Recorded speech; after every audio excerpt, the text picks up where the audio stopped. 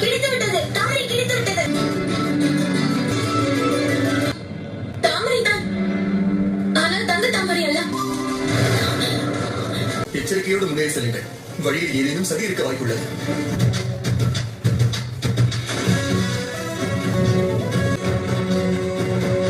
ஒரு வெள்ளை முனிவர் வால்மீகி கூறியிருந்தார், அந்த தெய்வீக தங்க தாமரை இங்குதான் இருக்க வேண்டும்.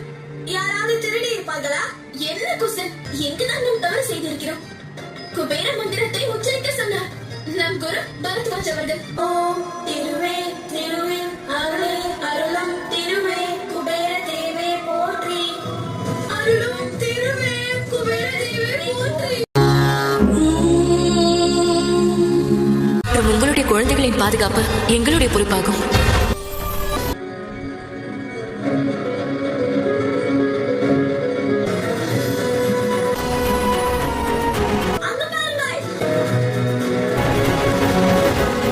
இது குபேர நகரத்தின் அழகாக்குடி வாயிலாயிற்றே. குபேரர் அவர்களே, அந்த இரு சிறுவர்களும் எங்கள் அயோத்தியின் மாமன்னரான அண்ணன் ராமனின் அஸ்வமேத வேள்வியின் குதிரையை திருடிச் சென்று விட்டார். தாழ்மையோடு கேட்டுக்கொள்கிறேன், உங்கள் வாயிலை திறந்து விடுங்கள்.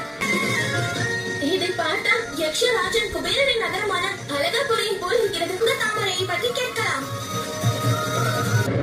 அதோடு நினைவேற்பட்டோம், சூரிய வம்சத்தினரின் அம்பு என்றும் வீண் போனதில்லை.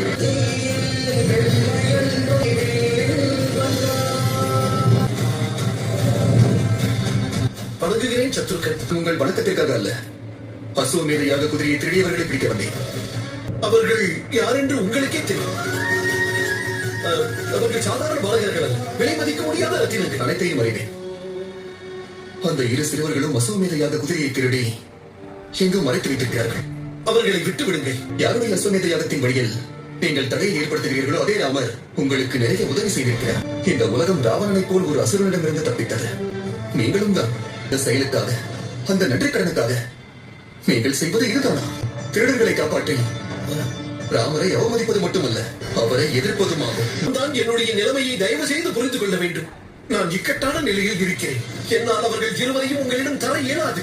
நீங்கள் புரிந்து கொள்ள வேண்டும் குபேரரை. தயை கூர்ந்து என்னுடைய நிலைமையை புரிந்து கொள்ள முயற்சி செய்யுங்கள். இருக்கட்டும், ஆனால் மறக்காதீர்கள், திருடர்களுக்கு உதவுபவனும் திருடன் தான்.